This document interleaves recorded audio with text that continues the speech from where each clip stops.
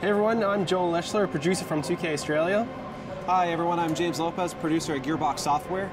And we're here to show you a walkthrough of our E3 demo for Borderlands the Pre-Sequel. Hope you enjoy it.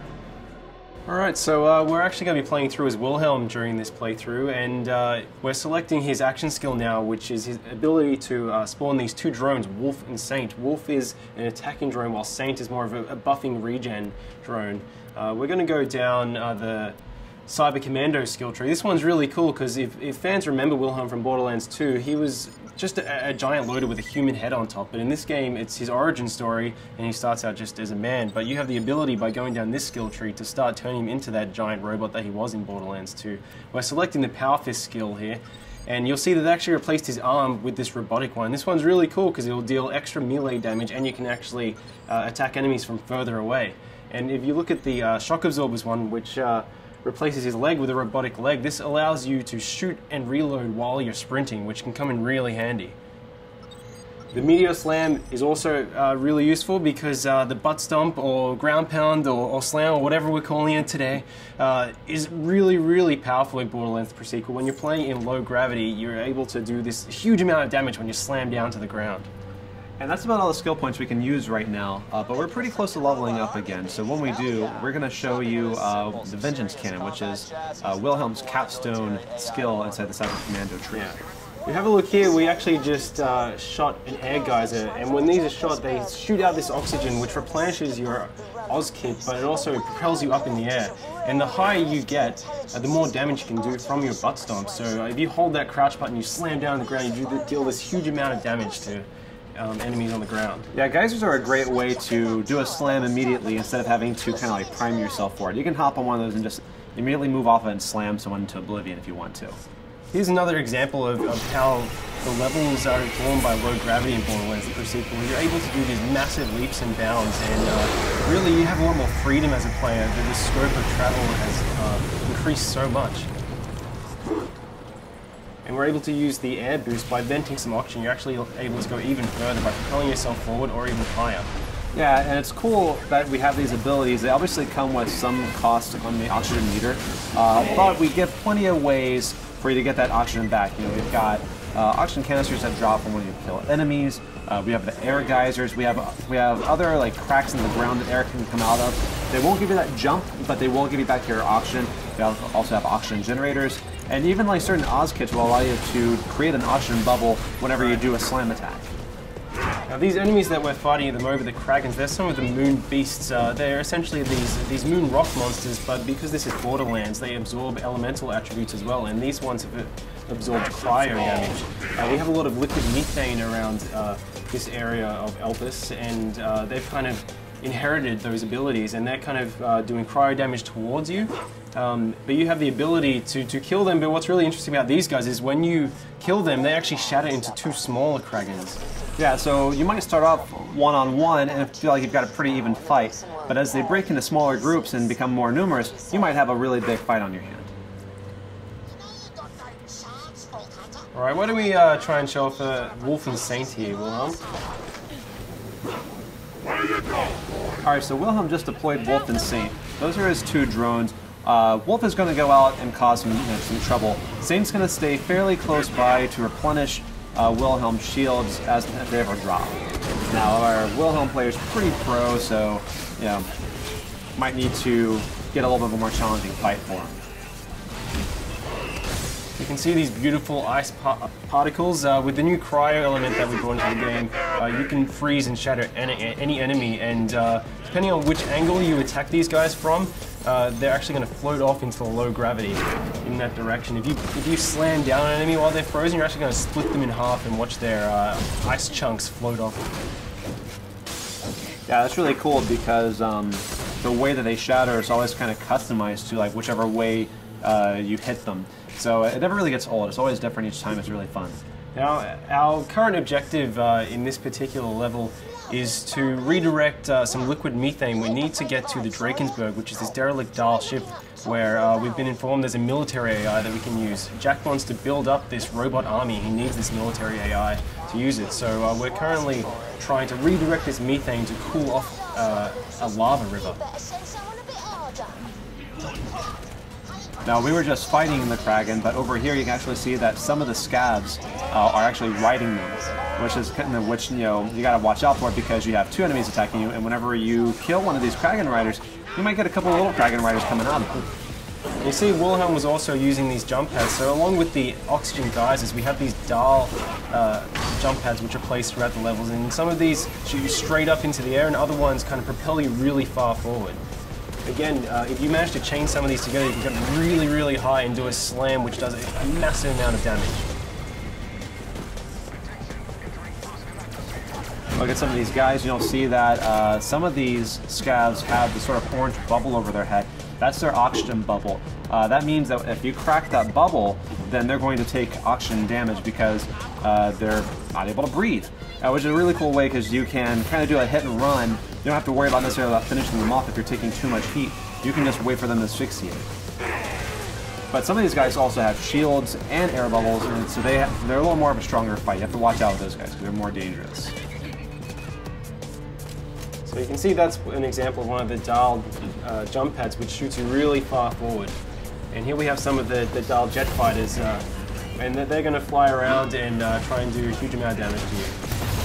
And Wilhelm is doing pretty well. Yeah, that was a spot-on hit. That was really good. Oh no, but you fell off the side. That's okay because we've got plenty of jump pads. We have a lot more verticality in Borderlands now than we ever did before. So there's not necessarily any one way to get to this objective. Really, all you have to do is just find either a jump pad or a way to jump from platform to platform. Yeah, something really great about the low oxygen, it allows you to traverse these maps really, really quickly. So because you can make these massive leaps and bounds and you have these jump pads, you're able to get from one end of the map very, very fast and really get an edge on enemies. All right, now it looks like we just leveled up. So we're going to go and put that skill point in Vengeance Cannon. That's really interesting because if you take a certain amount of damage, Wilhelm responds with the Vengeance Cannon and can do a great amount of damage within a pretty generous period of time. You have about 30 seconds of action on this. It can come in really, really powerful when you're under the pump. Yeah.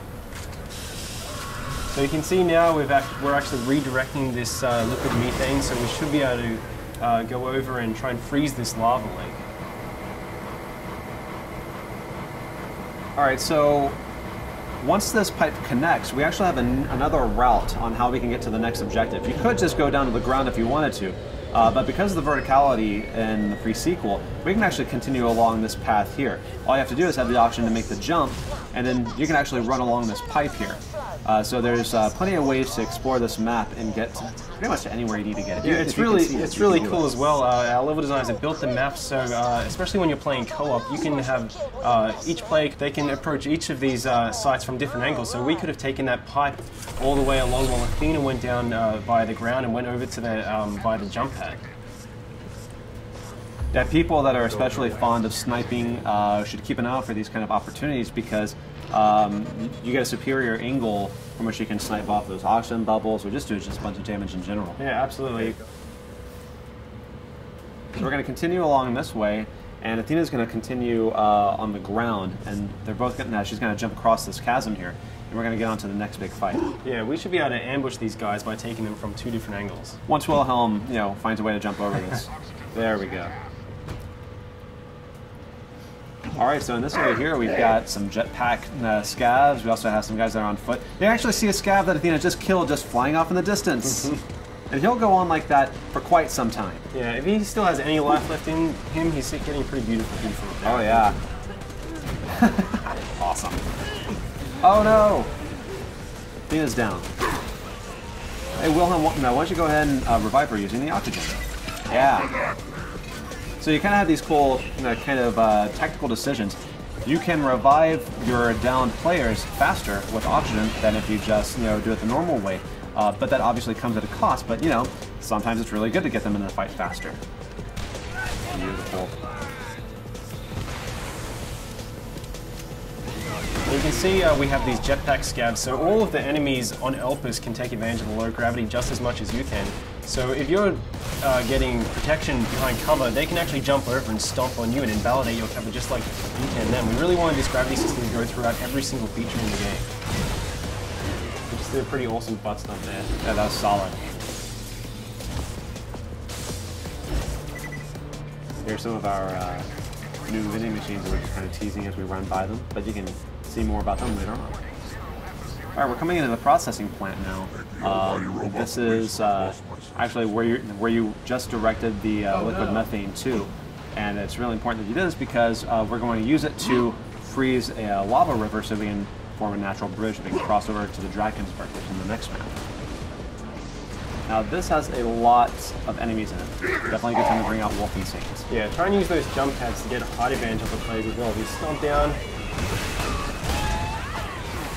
He just shocked that scav when he did that ground pound because of his because of the Oz kit that he has. It's really cool because each Oz kit can have a variety of features on it. Some of them will do your basic oxygen extension, but some also add elemental attacks. Some will create oxygen bubbles whenever you do a slam. There's a lot of layers to them because it's really important to us that our gear be relevant and offer some really cool stuff. Obviously, these sort of varieties are really important to us. Whenever we added the ice elemental, this also is represented across all gear items. So you've got it in shields, you've got it in grenade launch, you've got it in guns, and we also have lasers. Lasers support all the elementals, so we've added even more bazillions of gear. Yeah, you can see right here we have an ice laser. So we're able to shoot this beam, this kind of freeze ray, and then we can butt stomp and hopefully shatter this guy. Getting close. Nearly. Uh-oh. Remember, the higher you get, the more damage you're going to do. So, very close. Can you just take our kill? Yeah. That's okay, though. It's always next time. So it looks like we cleared out the enemies here. Let's try and get that methane onto the lava river. Sir, I've got my best people working. It is Borderlands though, so you always have to loot. That's right. Let's take all of them over. Who the hell is Ninja. that? That is the 10-year-old boy we hired to help us. You're fired, John. You can see the Drakensberg out there in the distance, so that's our objective. We want to get to this crashed Dahl ship to get this military AI. Once we get that military AI, Jack can put into the loaders, which up until this point have been useless. They're just construction bots, basically. But once we put the AI in them, we'll be able to weaponize the loaders and reclaim Helios, which is the moonshot facility.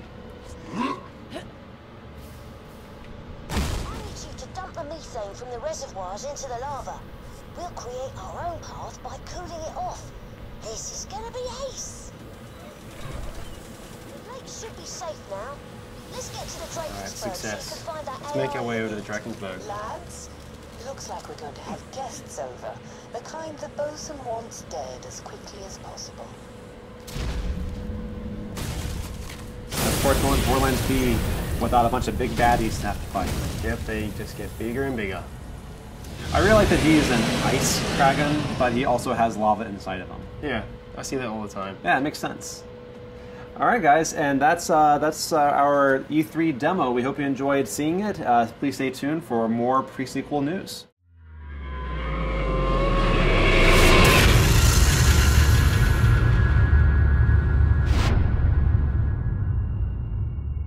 You coming?